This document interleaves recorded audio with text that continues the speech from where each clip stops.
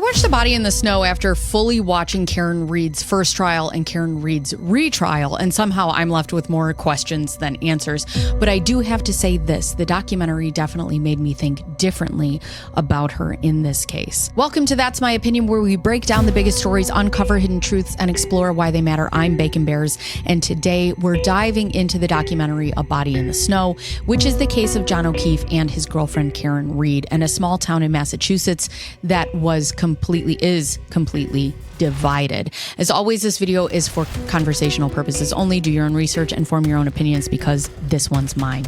And let's get into it. Karen Read is a 44-year-old career woman. She has a close-knit family, outgoing, fun-loving, and bringing light wherever she goes. Karen was the middle child in a family that seemed very close, and she was in a relationship with a man named John O'Keefe, who was a Boston police officer, loved not just for his badge, but for the man behind it. John was generous, funny, loyal, and dependable, a man who was honest and selfless to a fault. He was always destined to be a cop and was considered a great one by family and friends. Many who knew him now wear his badge number in tribute. John's life was marked by tragedy years before his death. Years earlier, his sister Christy was diagnosed with a brain tumor and sadly passed away only 5 months after she was diagnosed. John was very close to her, and 2 months after Christy's passing, tragedy would strike again because John lost his brother-in-law, Christy's husband, who suddenly passed away of a heart attack. And this left their 2 children with no parents. But John stepped up without hesitation, saying simply, "I'm taking the kids." And this spoke volumes about his character and sense of responsibility. Now, Karen and John's story wasn't new. They had met through mutual friends and reconnected in 2020 after years apart. They started talking again through Facebook, rekindling a complicated relationship. John loved life. He laughed easily, smiled often, and most importantly, he loved those kids. Karen, on the other hand, never wanted children, but she loved John and those kids deeply. From the outside, everyone really seemed to like Karen. She was known for being outgoing and bringing energy to the group, but beneath the surface, there were struggles, arguments about the kids, differences in parenting styles, and tensions that only grew over time. And now a beloved Boston cop is dead, and the woman who loved him was facing charges that split an entire community, a nation, into dueling camps. Some believe Karen Read is innocent, caught in a nightmare of suspicion and accusation. Others are convinced that she is 1000% guilty. So you'll have to let me know in the comments down below what your opinion is and why you feel that way. The night everything changed, January 28th, started like any other, a gathering of friends, family, drinks flowing, laughter filling the air, and a looming threat of a massive blizzard on the horizon. Karen and John O'Keefe met up at C.F. McCarthy's, a local bar, around 8:51 p.m. They were joined by a familiar group, Jen and Matt McCabe, Brian and Nicole Albert, and Brian Higgins, and a handful of others. Everyone was drinking a lot. It was a night of celebration. Basketball games had been won. Kids had been accepted into schools, and everyone was just out having a good time. After leaving the bar, the group headed to the Waterfall, which is a popular local hangout spot where the party then continued. Among those were again Jen and Matt McCabe, Brian and Nicole Albert, and Brian Higgins. After some time, everyone was invited back to the Alberts house at 34 Fairview, which is Brian and Nicole Albert's home. The party at the house was heavy with more alcohol, and there were a lot of friends that were law enforcement. Almost everyone was drinking and then driving from the Waterfall to the Alberts home, where they continued to drink and then drive home from there. When Karen and John arrived at the house, Karen parks her car out front, vodka soda in hand, which is just wild to me because you can't just leave a bar with a drink. Not where I come from, that's for sure. John takes the drink from the car and walked up the driveway to the side door where Karen says that he went inside to see if they were welcome to the after party, but he never comes out. Karen claims that she calls multiple times, no answer, minutes stretched into what felt like an eternity, and frustrated, Karen eventually left the house and went back to John's. And that's where his nephew and his niece were. During that night, Karen left John several very angry voicemails, calling him a pervert and screaming into the voicemail. She was aware that John had dated a few girls within that friend group and around the area which made her really suspicious. She believed he was out partying or hooking up with someone while she was at home caring for his niece and nephew. John, I'm here with your fucking kids. Nobody knows what the fuck you are, you fucking pervert. Yeah, it's 1 in the morning. I'm with your fucking niece and nephew. You fucking pervert. You're a fucking pervert. John, I'm going home. I cannot babysit your niece. I need to go home. You are fucking using me right now. You're fucking another girl. Kim's sleeping next to me. You're a fucking loser. Fuck yourself. Eventually, Karen would fall asleep on the couch, waiting for John to come home. But when she woke up in the early morning hours of January 29th, he still had not returned, and panic sets in. Karen frantically calls both Jen McCabe and Carrie Roberts, and they decided, because of the blizzard, to pile into one car and search for John together. John's not answering his phone. Jen claims he never came inside the Alberts home at 34 Fairview, which raised the question then, where else could he be? They searched John's house again before heading back to 34 Fairview, and there they would find John unconscious in the snow on Brian and Nicole Albert's front lawn. However, something that is odd is before they found John, Karen had asked multiple times, could I have hit him? Which was very interesting to me, because why would that be your first thought? Whenever I've been concerned with someone cheating on me and I haven't heard from them throughout the night and then woke up, I've been angry. I've been angry, but I've never worried if there was a tragic accident. Let me know your thoughts about that below. But I've always been like, oh, they're probably just whoever they're with cheating on me. I've never been like, oh, they haven't called me. Did I hit them with a car? Jen McCabe was the one who called 911 that morning. It was snowing heavily, a full-on blizzard, and she knew that her friend John O'Keefe needed help immediately. But here's what strikes me as strange. Jen doesn't go inside to get her brother-in-law, Brian Albert. This was Brian's lawn where John was found. And Brian isn't just the homeowner, he's a police officer and a first responder. Why didn't Jen wake him up to help John right then and there, to do whatever they could until the paramedics arrived? Now, Brian Albert claims that he had no idea paramedics were outside. I get that. Where I live, emergency vehicles often don't use their sirens in the middle of the night or the early morning. They'll just have the lights on. But if you're asleep, you might not notice. However, Karen was wailing and screaming on their front lawn. She was frantic. And even if they didn't hear it, they have a 70-pound German Shepherd named Chloe, a dog that supposedly is not great with strangers. Yet Chloe never barked. She never alerted. Nobody heard Karen screaming or saw anyone coming inside to wake them up. And I have to tell you, I have a dog, not a German Shepherd, that I don't even hear stuff outside, and she alerts to people being outside all the time. Straight up from a dead sleep from her bed, she can hear them outside. And I get it. There's a blizzard.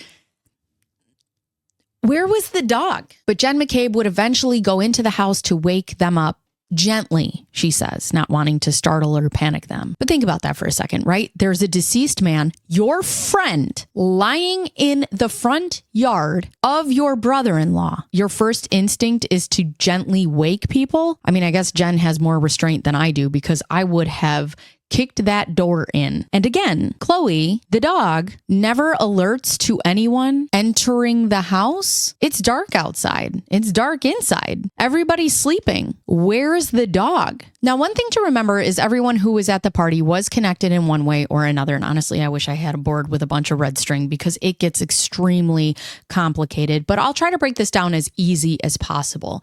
Karen Reed was dating John O'Keefe, who is the victim. He's a Boston police officer. Brian and Nicole Albert own the house at 34 Fairview, where much of the night took place.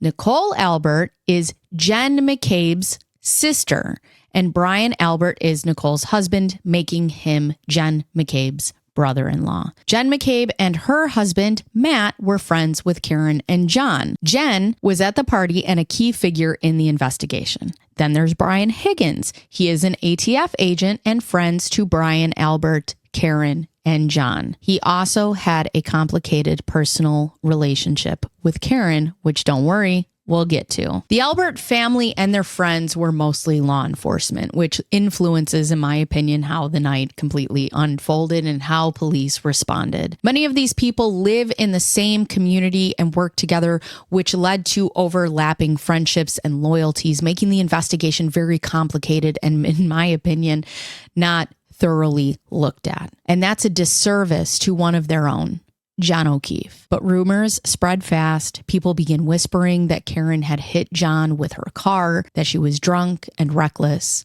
And just 3 days later, police arrested Karen, seizing her car and phone, charging her with hitting John while intoxicated. And when John O'Keefe was found dead on the snowy lawn of 34 Fairview, what followed should have been a meticulous investigation.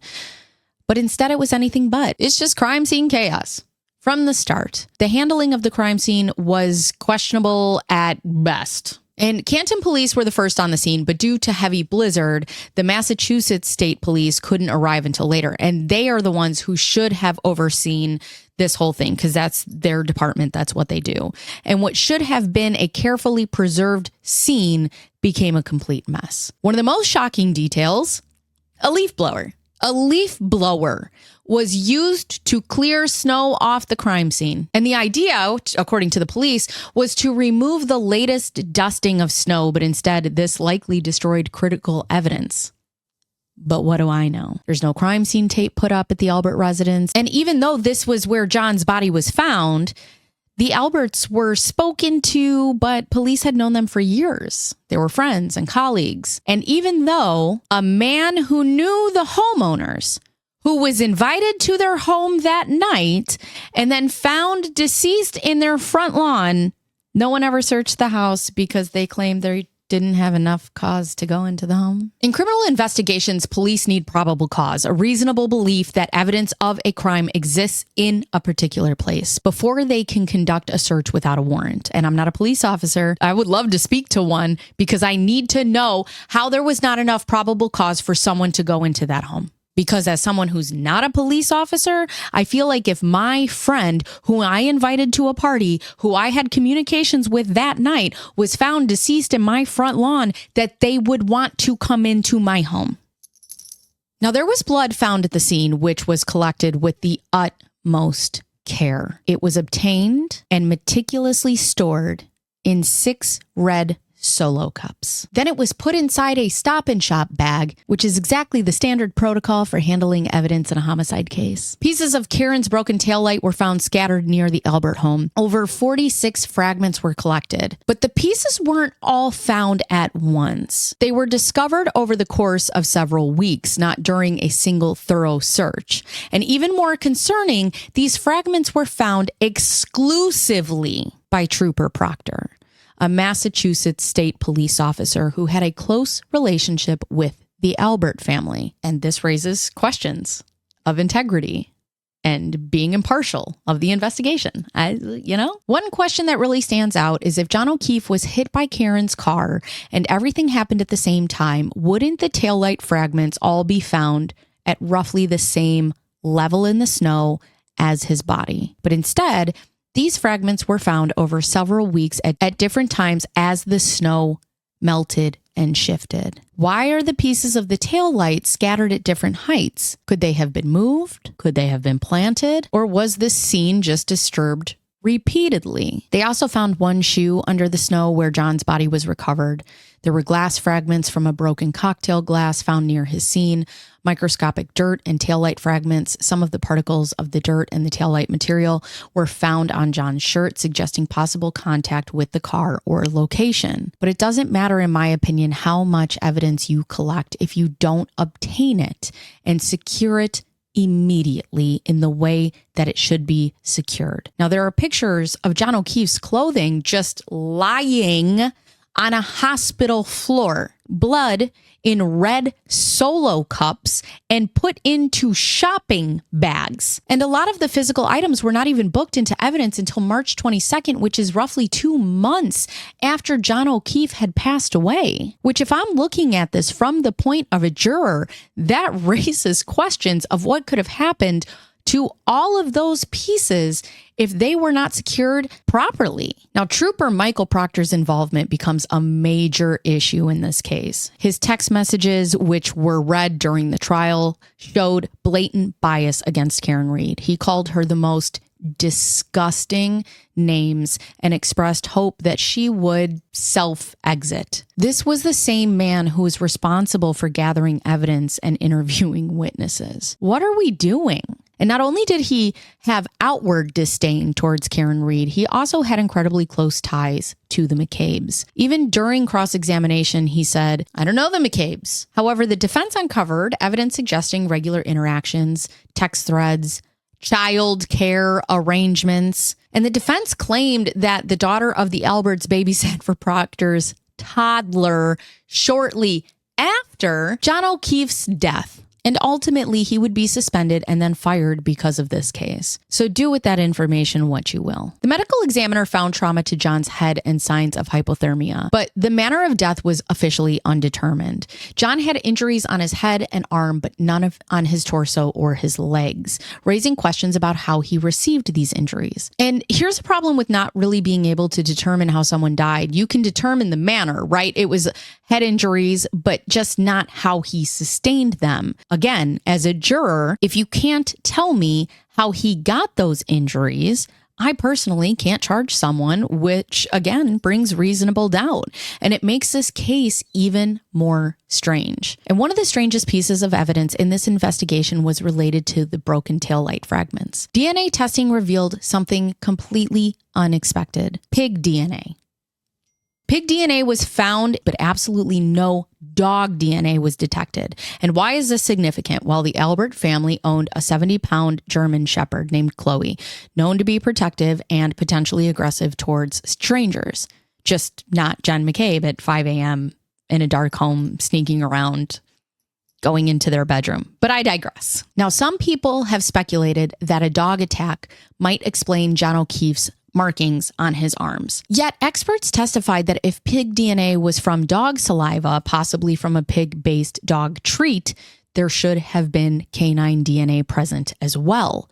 But there wasn't. Witness accounts conflicted wildly. Jen McCabe, a key witness and part of the friend group, claims she never saw John enter the Albert home, though Karen said she didn't know if John had gone inside the home. In the documentary Body in the Snow, she said that he did, but he never came out, so that's why she went home.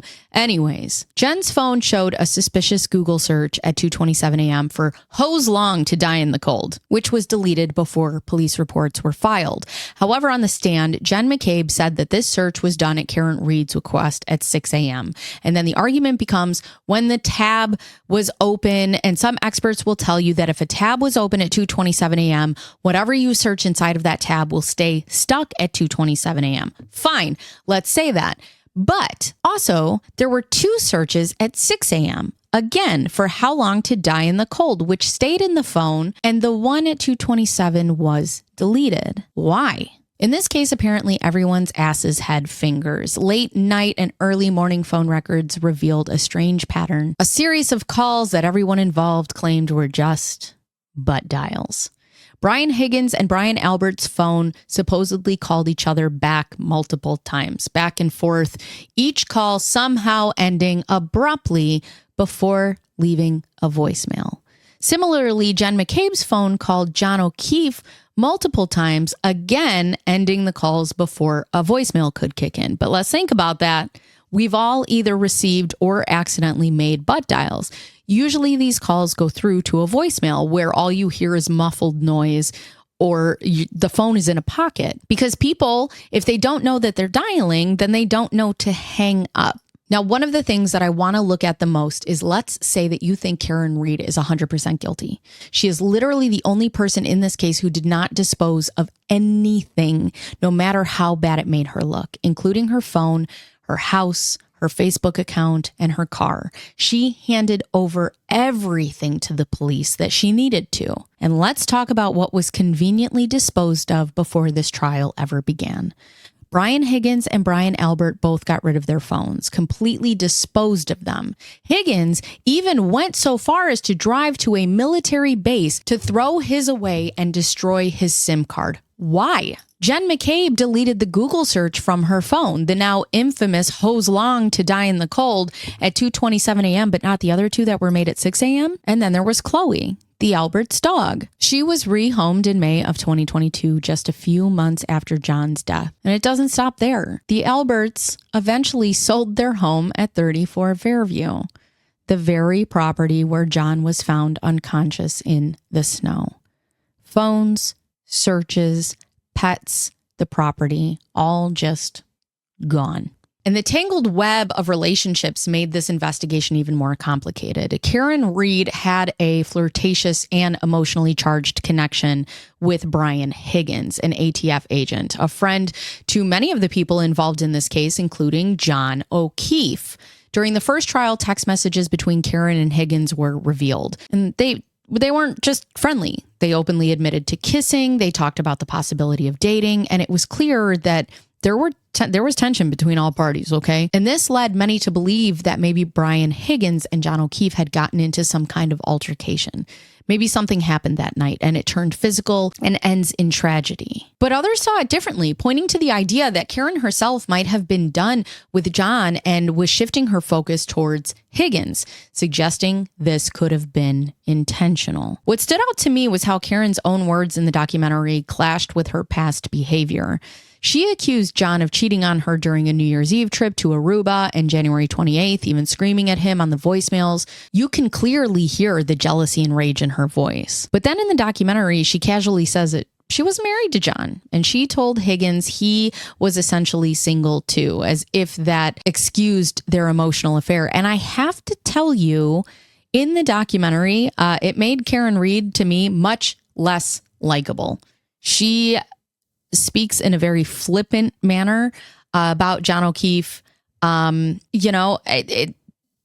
didn't look great. But all of this about the affair and then being single and then accusing John of cheating on her is very hypocritical to me. And I'll be honest, this documentary did Karen Reed no favors. And to be clear, being unlikable does not mean that someone is guilty, but perception matters. And if I were a part of her defense team, I never would have let her participate in this documentary, not until the trial was completely over. I don't know why they did this. One of the most heavily debated parts of this trial was the technical evidence, specifically how John O'Keefe was injured and whether Karen's Reed car had anything to do with it. Now let's start with Trooper Paul, a crash reconstructionist with the Massachusetts State Police. He takes the stand and testifies that based on the vehicle's black box data, Karen's SUV reversed at approximately 24.9 miles per hour. And according to him, this was consistent with the scenario where John was struck by the rear of the car, potentially causing the injuries to his head and his arm.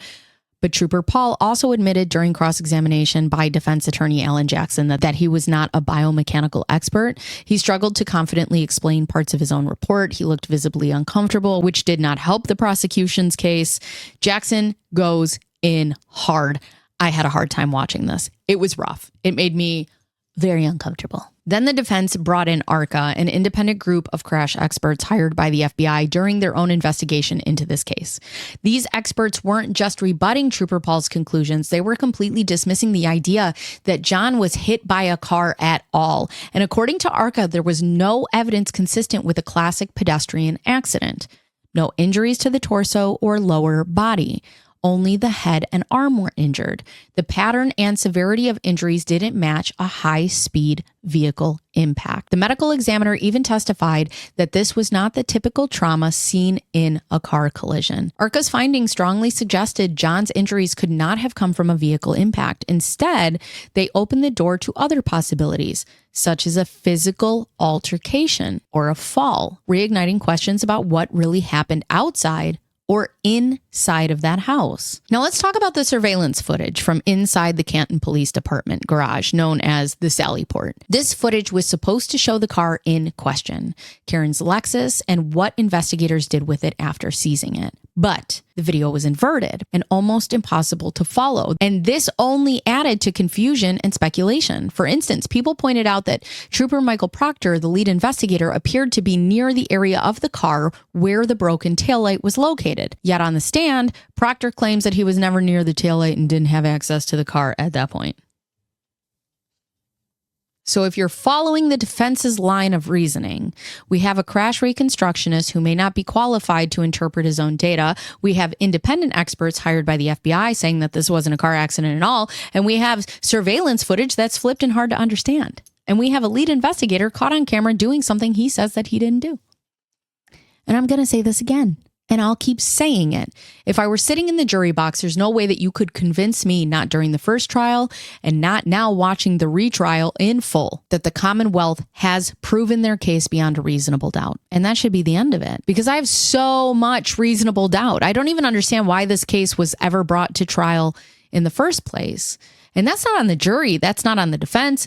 The blame falls entirely on the Canton Police Department and the Massachusetts State Police. Because if they had done their jobs, if they had followed basic procedure, if they had collected evidence when they were supposed to, how they were supposed to, conducted interviews right away, and recused themselves when they knew damn well that they were personally connected to the people involved, we might not be here. John O'Keefe and his family might already have justice. And instead, they're being forced to sit through all of this. Again, 2 trials, 2 years, and still 0 answers. And you know what? This case should have never made it to trial like this. It's insulting and terrifying to think that a police department could put in less than the bare minimum, and someone like Karen Reed, someone like me, someone like you sitting behind the screen right now could be put in this position, charged with murder, dragged through the media, put on trial twice, all because the people in charge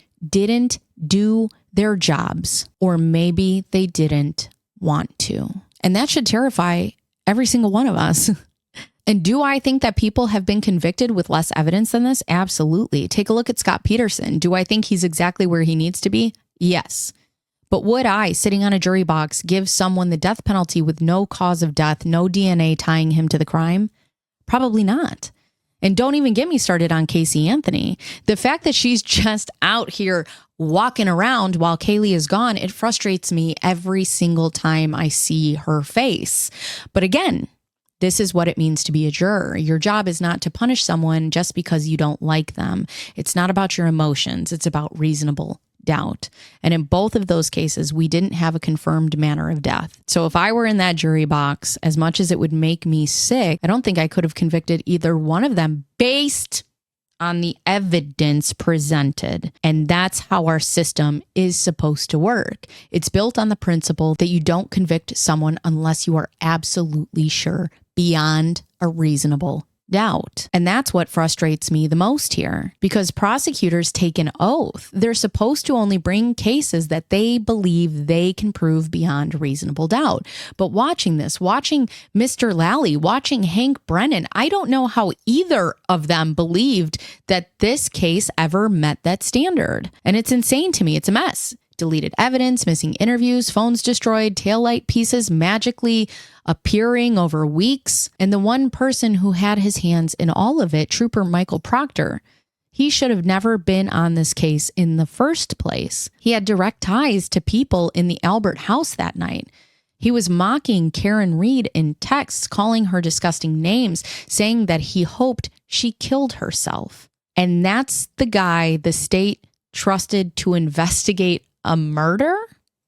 No, absolutely not. And worst of all, the person this is supposed to be about, John O'Keefe, has been completely lost in all of this chaos. The courtroom has become a war zone between sides, the cheers outside, people following each other, harassing people's kids, doxing neighbors. And John's family, they are sitting there watching this circus unfold, waiting to see if someone will be held accountable for what happened to their son, their brother, their friend. If the police had done their jobs right from the beginning, maybe John would have had gotten the justice that he absolutely deserves. But instead, his family gets to watch this train wreck of a trial twice. This case was never just about Karen Read. It wasn't even really just about John O'Keefe. It became about something that people in the community had been whispering about for years: police corruption.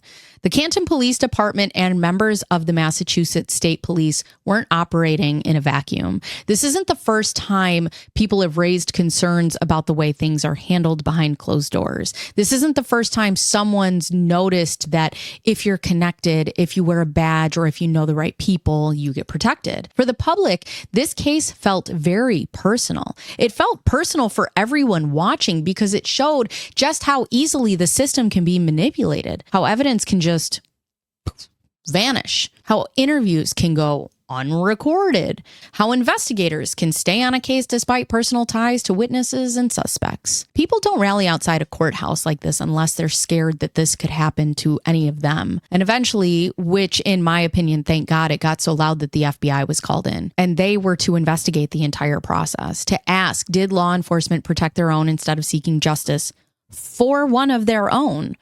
And I fear that in the middle of all this noise, John O'Keefe is being forgotten. This man who served his community, who raised his niece and nephew after tragedy, who people described as kind, protective, dependable.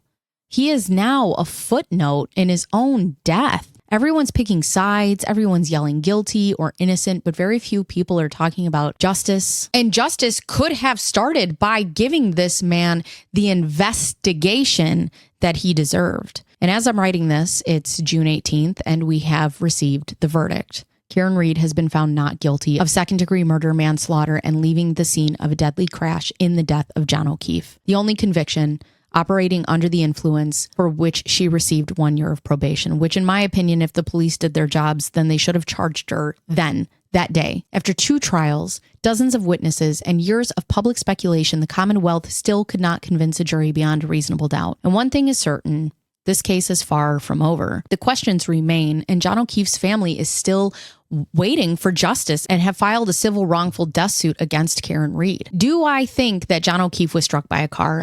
I don't. Do I think there's enough evidence to prove that he went into the house and something happened inside or outside? No, because nobody investigated that far. Do I think anything will come from the civil trial?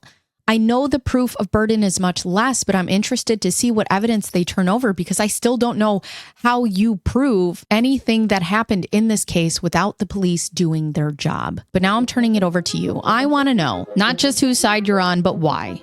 Do you believe the prosecution ever had a real case? Do you think this was a cover-up from day one? Or do you think Karen Read was guilty and this was all just noise? Drop your thoughts in the comments below. And if you want more deep dives like this, the ones that go beyond the headlines, make sure to like, subscribe, and turn on notifications. Make sure that you catch some videos right around here. My name is Bacon Bears, and that's my opinion.